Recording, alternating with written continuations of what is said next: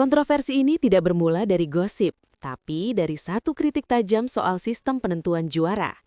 Yeni Wahid menilai pemilihan pemenang DA7 berpotensi merusak kredibilitas Indosiar karena dinilai tidak lagi menempatkan kualitas peserta sebagai faktor utama. Sorotan itu langsung mengarah pada mekanisme virtual gift yang dianggap terlalu dominan. Bagi publik, ini bukan sekadar soal menang atau kalah, melainkan soal keadilan kompetisi. Ketika hasil akhir terasa janggal, kepercayaan penonton pun mulai dipertanyakan. Dari sinilah polemik besar ini bergerak ke tahap berikutnya. Virtual gift menjadi pusat perdebatan karena dinilai menggeser esensi ajang pencarian bakat. Dalam DA7, sistem ini memberi bobot besar pada dukungan finansial penonton, bukan murni performa di panggung. Kritik Yeni Wahid tidak menyasar teknis semata, tetapi dampaknya terhadap integritas acara. Banyak penonton merasa suara kualitas kalah oleh kekuatan donasi. Situasi ini memunculkan pertanyaan krusial, apakah DA7 masih kompetisi bakat atau telah berubah menjadi ajang popularitas berbasis modal? Nama Valen muncul sebagai simbol ketimpangan hasil menurut sebagian besar masyarakat. Penampilannya dinilai konsisten, teknik vokalnya kuat, dan pembawaannya matang di setiap babak. Dukungan publik terhadap Valen terlihat masif, namun tidak cukup mengantarkannya ke posisi juara pertama. Ketika kualitas yang terlihat jelas tidak sejalan dengan hasil akhir, kekecewaan penonton pun menguat. Di titik ini, kontroversi tidak lagi personal, tetapi struktural. Tasya sebagai juara. Kontroversi ini tidak bermula dari gosip, tapi dari satu kritik tajam soal sistem penentuan juara. Yeni Wahid menilai pemilihan pemenang DA7 berpotensi merusak kredibilitas Indosiar karena dinilai tidak lagi menempatkan kualitas peserta sebagai faktor utama. Sorotan itu langsung mengarah pada mekanisme virtual gift yang dianggap terlalu dominan. Bagi publik, ini bukan sekadar soal menang atau kalah, melainkan soal keadilan kompetisi. Ketika hasil akhir terasa janggal, kepercayaan penonton pun mulai dipertanyakan. Dari sinilah polemik besar ini bergerak ke tahap berikutnya. Virtual gift menjadi pusat perdebatan karena dinilai menggeser esensi ajang pencarian bakat. Dalam DA7, sistem ini memberi bobot besar pada dukungan finansial penonton, bukan murni performa di panggung. Kritik Yeni Wahid tidak menyasar teknis semata, tetapi dampaknya terhadap integritas acara. Banyak penonton merasa suara kualitas kalah oleh kekuatan donasi. Situasi ini memunculkan pertanyaan krusial, apakah DA7 masih kompetisi bakat atau telah berubah menjadi ajang popularitas berbasis modal?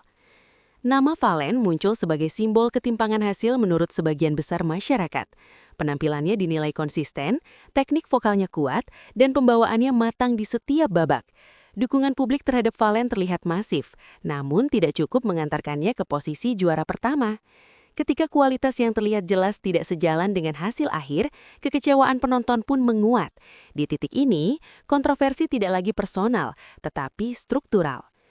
Tasya sebagai juara pertama berada di posisi yang sulit. Kemenangannya sah secara sistem, tetapi dipertanyakan secara persepsi. Banyak penonton menilai kemenangan itu lebih dipengaruhi virtual gift dibanding kualitas penampilan. Tidak ada tuduhan langsung terhadap peserta, namun sistem penilaian menjadi sasaran utama kritik.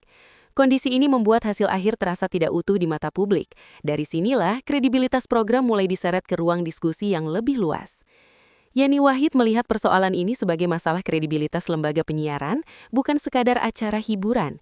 Indosiar, sebagai stasiun televisi besar, dinilai memiliki tanggung jawab menjaga standar kompetisi yang adil dan berimbang. Ketika sistem dianggap berat sebelah, citra institusi ikut terdampak. Kritik ini dibaca sebagai peringatan, bukan serangan. Namun, peringatan dari tokoh publik memiliki daya gaung yang sulit diabaikan. Reaksi masyarakat memperkuat narasi tersebut. Media sosial dipenuhi perbandingan penampilan Valen dan Tasya dengan fokus pada kualitas vokal dan konsistensi panggung. Mayoritas diskusi tidak menyerang pribadi, melainkan mempertanyakan logika penilaian. Ketika selera publik bertabrakan dengan hasil resmi, kepercayaan mulai terkikis. Ini menjadi indikator bahwa masalahnya bukan minor, tetapi sistemik. Indosiar belum memberikan penjelasan rinci yang secara spesifik meredam polemik ini. Ketiadaan klarifikasi mendalam membuat spekulasi terus berkembang. Dalam dunia media, ruang kosong informasi sering diisi asumsi. Situasi ini memperpanjang umur kontroversi dan membuat isu virtual gift semakin disorot. Dari sini, tekanan publik tidak lagi hanya pada DA7, tetapi pada kebijakan Indosiar secara keseluruhan. Pengamat media menilai polemik ini sebagai benturan antara industri hiburan dan idealisme pencarian bakat. Virtual gift memang meningkatkan interaksi dan pemasukan, namun berisiko merusak persepsi keadilan. Kritik Yeni Wahid dianggap mewakili keresahan penonton yang merasa kualitas seharusnya tetap menjadi fondasi utama. Ketika keseimbangan itu hilang, program kehilangan legitimasi moral di mata audiensnya. Hingga kini, tidak ada pelanggaran resmi yang dinyatakan.